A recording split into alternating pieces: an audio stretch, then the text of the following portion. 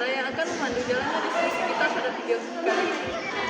Teman-teman, kita semua tahu bahwa dunia kerja saat ini telah bertransformasi total ke dunia digital.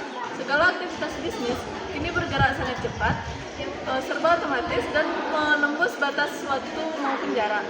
Namun, di balik kemudahan dan kecanggihan teknologi tersebut, ada sebuah pertanyaan yang harus kita renungkan bersama sebagai calon profesional. Bagaimana kita menjaga nilai moral ketika pengawasan fisik sudah tidak lagi ada? Oleh karena itu, dalam memenuhi tugas pengganti UAS mata kuliah akhlak bisnis dan profesi, kelompok kami akan mengupas tuntas tema mengenai membangun integritas dan akhlak profesional di era digital.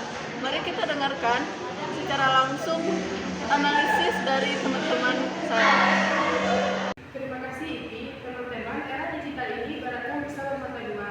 Di satu sisi, digitalisasi memberikan efisiensi yang luar biasa, namun di sisi lain, ruang digital justru menciptakan panggung baru bagi berbagai pelanggaran etika yang jauh lebih samar dan canggih. Kalau dulu kecurangan dalam profesi atau bisnis mungkin mudah terlihat, sekarang manipulasi data, kebocoran informasi rahasia, hingga plagiarisme digital bisa dilakukan hanya dalam hitungan detik lewat satu klik saja. Ditambah lagi adanya bias algoritma dan maraknya hoax seringkali mengaburkan batasan antara yang benar dan yang salah. Disitulah letak tantangannya. Ketika sistem memberikan kebebasan penuh, disitulah kualitas moral kita benar-benar diuji.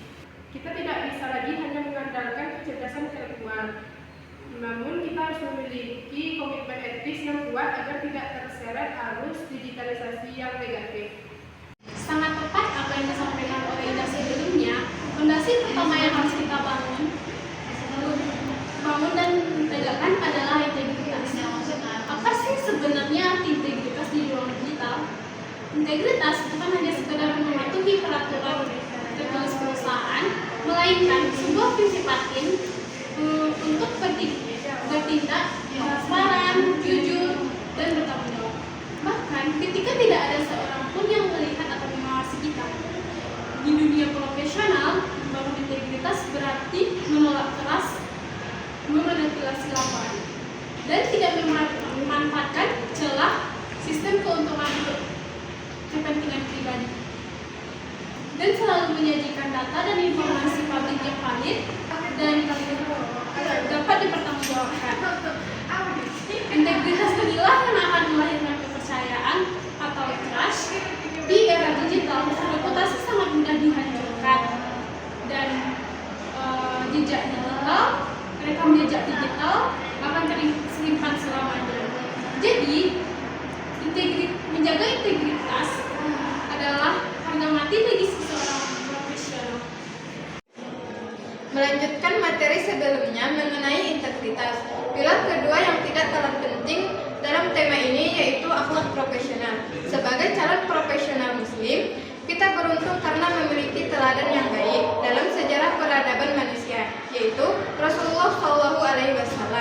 Beliau mencontohkan 4 sifat utama dalam berbisnis atau berprofesi, yaitu siddiq, amanah, fatonah, dan tabligh. Kalau kita kontekstualisasikan di era digital, amanah atau dipercaya dapat diwujudkan dengan menjaga kerahasiaan data privasi klien atau perusahaan secara ketat. Sifat siddiq atau jujur dapat diwujudkan dengan tidak melakukan penipuan pada saat promosi atau pelaporan digital. Kita harus menanamkan mindset bahwa bekerja bukan hanya untuk mencari keuntungan material dan eksistensi dunia maya, melainkan sebagai bentuk ibadah untuk mencari rezeki agar berkah dan diridhoi Allah Subhanahu wa Ta'ala. Jadi, apa dampaknya jika sebuah profesi tidak dilakukan tanpa integritas dan akhlak di era digital ini? Kita sudah sering melihat buktinya di berbagai media sosial, mulai dari kebocoran data secara massal, penipuan investasi berbasis aplikasi, hingga hancurnya sebuah instansi akibat ulah oknum profesional yang tidak bertanggung jawab dan tidak beretika. Dampaknya di era digital ini sifatnya domino, dan masif. Sekali berbuat salah atau kecurangan, maka beritanya akan tersebar ke seluruh dunia, akan sulit untuk menghilangkannya di media sosial.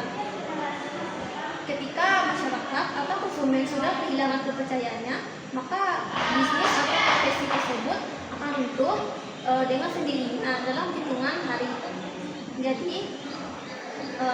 Jadi mengabaikan akhlak bukan hanya merusak diri sendiri secara profesional, maka akan tetapi juga bisa merusak atau menghancurkan tatanan ekonomi dan sosial di sekitar kita. Melihat begitu besar dampak dan tantangan yang ada, pertanyaannya adalah bagaimana cara kita untuk membangunnya.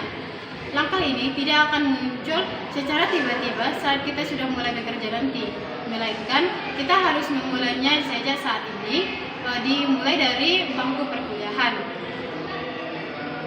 Solusi konkret yang dapat kita lakukan itu dimulai dari hal-hal yang kita anggap sepele.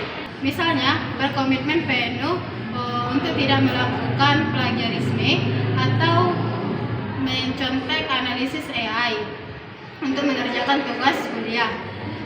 Bijak dan sopan dalam berkomunikasi di media sosial serta menghargai privasi teman. Kita harus bisa mengendalikan teknologi, bukan malah teknologi yang mengendalikan kita.